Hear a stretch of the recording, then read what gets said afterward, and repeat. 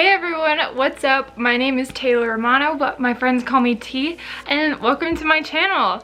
This is my first video back besides the reintroduction video I posted last week, and I'm super excited for you guys to watch it.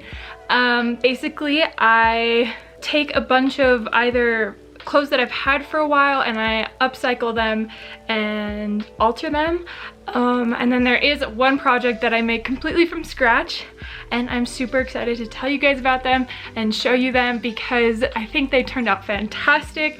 I'm going to be wearing them all the time. I'm really stoked about how they turned out. The first project I did is I took a gray t-shirt that I had and basically just drew on it and cropped off a couple inches from the bottom.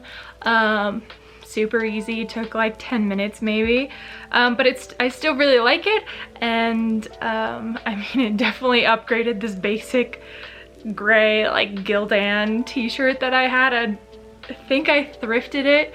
I like to buy plain t-shirts, like extra large plain t-shirts, maybe from the men's section in thrift stores, because they're so easy to change and you can make whatever you want out of them. I took that same school of thought into my second project, where I took another basic Gildan t-shirt I had, but it was plain white, and I traced the Nike logo onto it and then embroidered flowers into it. And I got this idea from an influencer in Hong Kong that I follow. Her is at Sam is Home. Normally she does a lot of travel content, and she's a really fantastic photographer. I really recommend you guys check out her account. She's really great. But during lockdown, I saw that she was doing this embroidery, this flower embroidery with all kinds of logos, but particularly the Nike logo. And I loved that because I went to the University of Oregon, which is Nike Central. And so everyone kind of has an obsession with Nike there. I have a lot of Nike sneakers, so it just made sense. That one is probably, I'm gonna say it's my second favorite project that I made. It could be the first. I don't know. It's high up there out of the four that I made.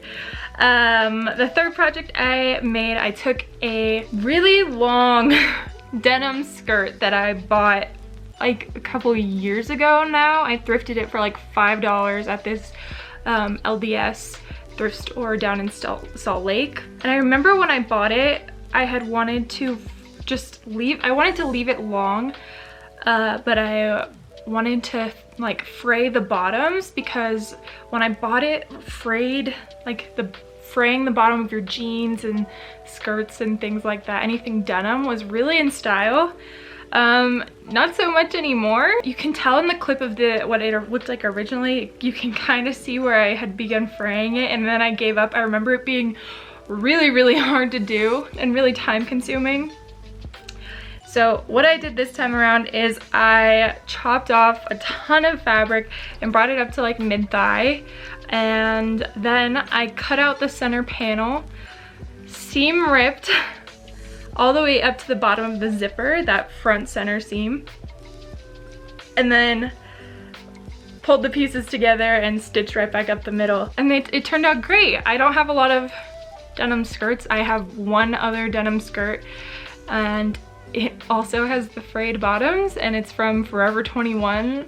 I've had it for years. It's really not that cute. So this is great. Now I have made another denim skirt that I love. And then my fourth and final project, which took me a gazillion years, I made myself a white pleated skirt. Hear me out. Okay, this inspiration came from a YouTuber named Emma Top. I'm sure some of you have heard of her. If not, I will also link her. She didn't make her own denim or her own pleated skirt, but she's been posting a lot of pictures of them. I'll pop some in. And I love it. I love the style. I think it's super fun, very Blair Waldorf, very varsity-esque, and I just love that vibe, that style.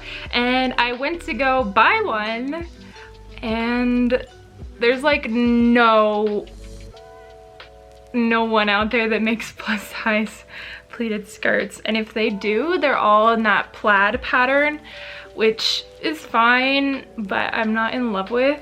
There was like one white pleated skirt that I found, but it looked really, really short. And the number one concern with my booty is that I'm gonna be flashing people. And so I try to avoid super short things at all costs. I mean, I like things short, but I like really take the time to make sure it covers the booty enough. This project, the pleated skirt, took me like 8 or 9 hours. I pulled an all-nighter for it. I also pulled an all-nighter for the embroidery, but that was kind of my fault because I didn't start it till like 11 p.m. and I'm not a very talented embroiderer. But the pleated skirt, I started at like midday, only took a break to get dinner, and then went all night long making it. But I'm really happy with it turned out. Anyways, I kept messing up, and I messed up my math in the beginning somewhere. I don't know. I don't even know what happened. But when I first had all the pattern laid out and pinned together, I realized that the skirt was not big enough. Like, I did not have enough fabric. It was not gonna make it around my waist. It was made for like a child. That's how little fabric there was. And I don't know how I didn't notice and how I messed up the math so bad.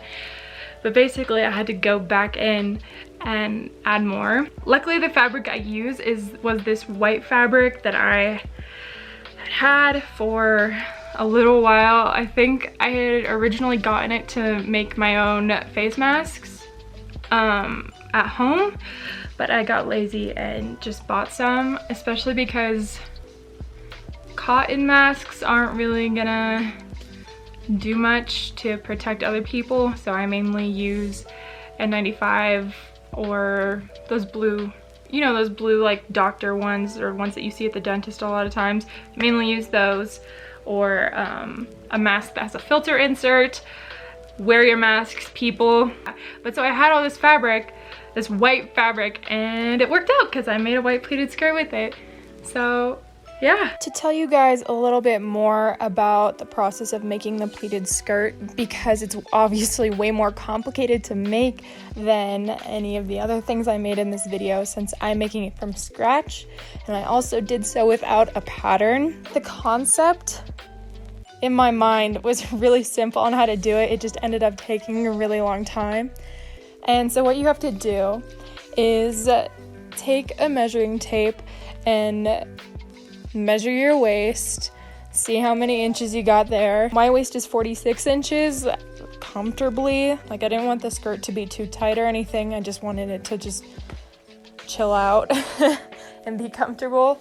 So because my waist is 46 inches and I wanted 2-inch wide pleats, I just took the number 46, divided it by 2, and that told me how many pleats I was going to have in my skirt, which is 23. It's actually like 4 inches of extra fabric per pleat, and that comes to 92 inches, I believe, if I recall. Yeah, 92.